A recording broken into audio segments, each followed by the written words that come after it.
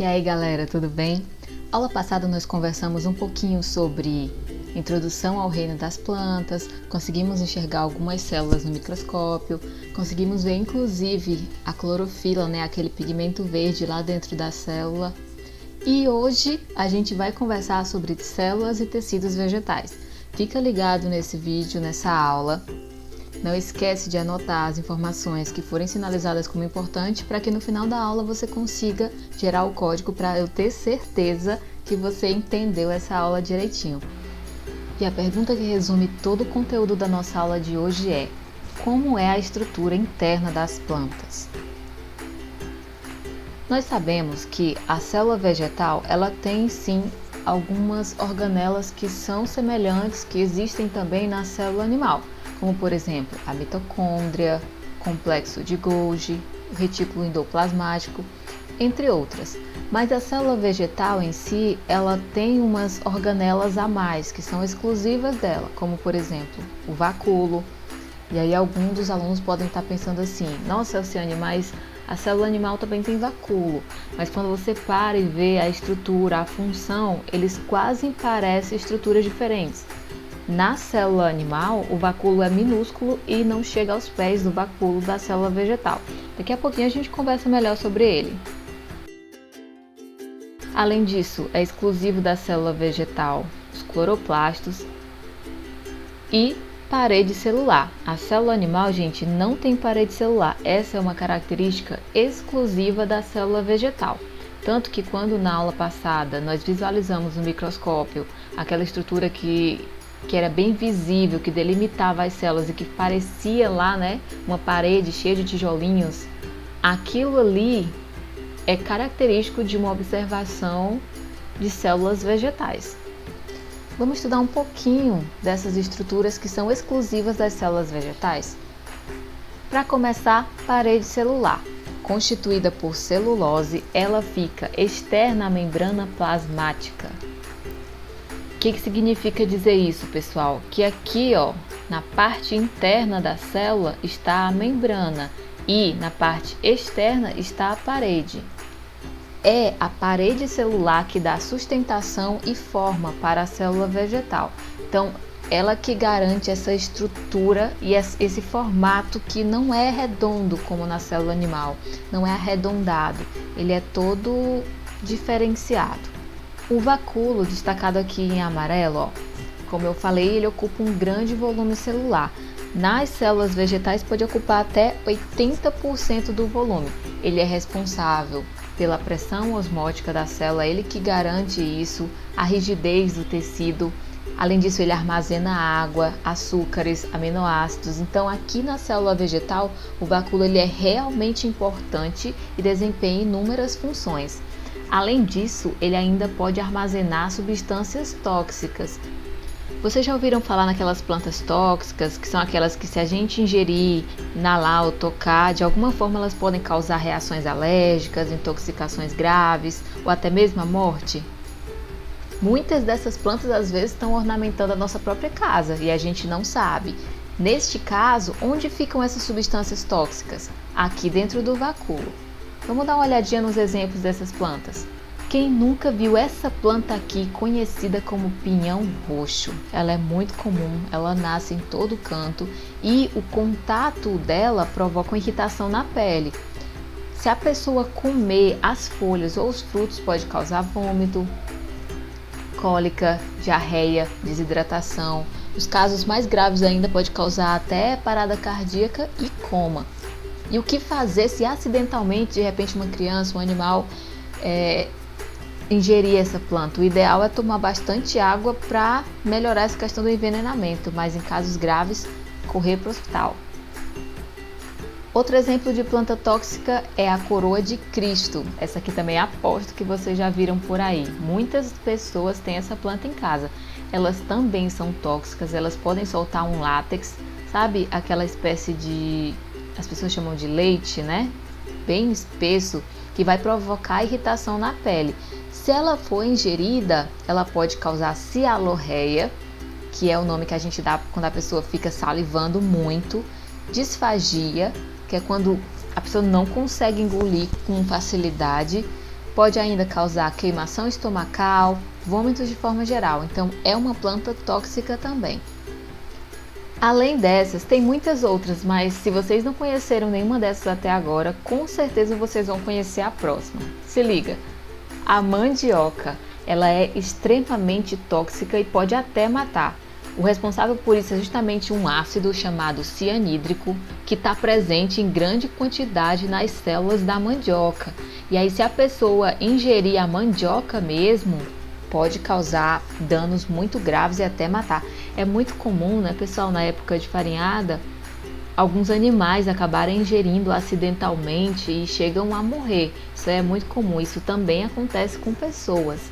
Esse mesmo ácido, chamado de cianídrico, ele também existe lá na macaxeira, só que a quantidade é bem menor. É por isso que o consumo da macaxeira, ele é feito por seres humanos e fica tudo bem. A outra estrutura, a outra organela exclusiva da célula vegetal, que é muitíssimo importante, é o cloroplasto. Ele que está diretamente ligado à fotossíntese. Gente, lembra que na aula passada nós vimos aqueles pontinhos verdes lá na célula? Então, é verde porque tem aquele pigmento chamado clorofila. Mas as clorofilas, elas estão dentro dos cloroplastos. Então, o que a gente está vendo aqui, na verdade, é a organela que é responsável pela fotossíntese, porque dentro dela tem a clorofila. Dá uma olhada bem rapidinho nesse vídeo sobre a fotossíntese, eu acho que vai esclarecer muita coisa.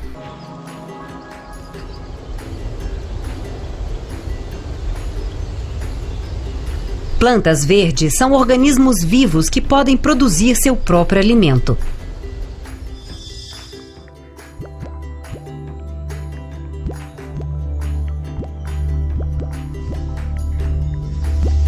Elas absorvem água pelas raízes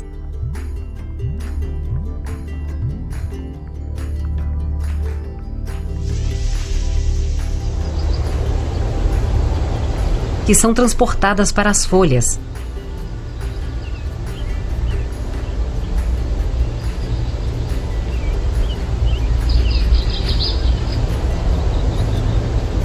As folhas também absorvem luz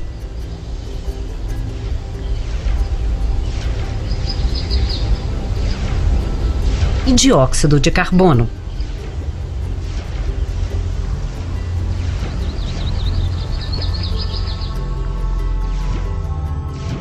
A água também chega às folhas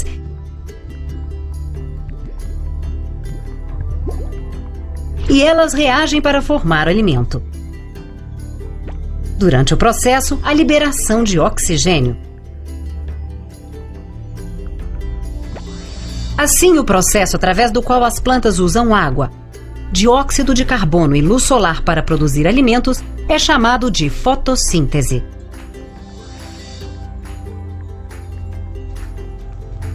Apenas partes verdes das plantas podem sintetizar seu próprio alimento, pois nas células destas áreas encontramos cloroplastos, que contém o pigmento clorofila. A clorofila é capaz de absorver a luz do sol, que pode ser usada na síntese do alimento. Aqui o que a gente está vendo, na verdade, né, pessoal, é a organela inteira. É como se eu pegasse essa organela, fizesse um corte e mostrasse para vocês. Dentro, a gente vai ver que ela possui tilacoides, granas e estroma. Difícil de entender, um monte de nome complicado, né? Mas você vai ver que é muito simples. Preste atenção. Olha só, pessoal, aqui eu tenho a minha organela, né, meu cloroplasto, feito um corte aqui para a gente conseguir enxergar como ele é aqui no interior, como ele é aqui por dentro. Aqui dentro a gente consegue ver essas estruturas assim que parecem umas moedinhas empilhadas umas sobre as outras. Essas estruturas a gente chama de granas. Recebe esse nome justamente porque parece grana, né? Parece moedas. Além disso, existe essa estrutura membranosa aqui que conecta as granas. Essa estrutura é chamada de tilacoide, membrana tilacoide. E todo esse espaço aqui, ó, que está ao redor das granas, das membranas, no interior do cloroplasto, a gente chama de estroma. O estroma é um líquido que está ali preenchendo essa organela, preenchendo o interior dessa organela. Agora que nós já conhecemos um pouquinho sobre a estrutura da célula vegetal, né, como ela é por dentro, já que a gente não consegue ver no microscópio comum, como aquele que a gente tem na escola, a gente vai ver um pouquinho sobre os tecidos vegetais. Pode parecer estranho a princípio falar de tecidos vegetais, mas eu não estou falando de tecido feito roupa ou coisa do gênero. Não é bem isso. Eu vou falar sobre os tecidos que compõem as plantas, sobre essas características desses tecidos, as funções desses tecidos. E aí, para associar bem o que eu estou falando com o que precisa ser compreendido, tenta lembrar que lá no ano passado a gente falou sobre tecidos animais. A gente falou, por exemplo, que o tecido epitelial corresponde à nossa pele, às células aqui da parte externa, que é a nossa pele. Falamos sobre o tecido conjuntivo, sobre o tecido muscular, sobre o tecido nervoso. Então, assim como os animais, as plantas também têm os seus tecidos e também são os nomes bem complicadinhos. Então, a dica que eu dou para esse assunto é que você procure fazer o seu esquema. Elciane, você vai cobrar esse esquema da gente? Isso vai contar para a aula? Não necessariamente, mas é porque assim, você tem um tecido e dentro desse tecido você tem outros nomes e todos esses nomes eles podem acabar confundindo. Então, tenta fazer o seu esquema que fica mais fácil. Pessoal, a diferenciação dos tecidos e a formação de células especializadas contribuiu muito na história evolutiva das plantas. Cada tecido ele tem uma função muito importante, como por exemplo, o tecido de revestimento ajudou as plantas a perderem menos águas, os tecidos vasculares auxiliaram nessa questão da planta poder crescer mais. Então, cada tecido tem uma função muito importante. E o que é importante que você entenda é isso, quais são esses tecidos e qual a função de cada um deles. A gente precisa saber que existem 4 tipos, são eles tecido de crescimento, que inclui os meristemas apicais, radiculares, esses são os principais, tá? Tem outros. Tecidos fundamentais, e aí você vai ver que existe lá dentro o parênquima, o colênquima, o esclerênquima, que são palavras difíceis, mas que é tranquilo de entender. Tem os tecidos de revestimento, e aí você vai ver que as plantas também têm a epiderme, e aí tem os estômatos, os tricomas, os pelos, acúlios. Qual é a diferença, o que são eles, qual é a função de cada um deles. E para finalizar, os tecidos vasculares, xilema e floema. Eu acho que todo mundo meio que já ouviu falar nesses nomes, só que acaba não entendendo muito bem. A proposta dessa aula de hoje é que você saia daqui conseguindo entender todos esses tecidos, um pouquinho, né, pelo menos sobre cada um deles e as funções, e perceber que eles foram muito importantes no desenvolvimento de plantas cada vez mais evoluídas.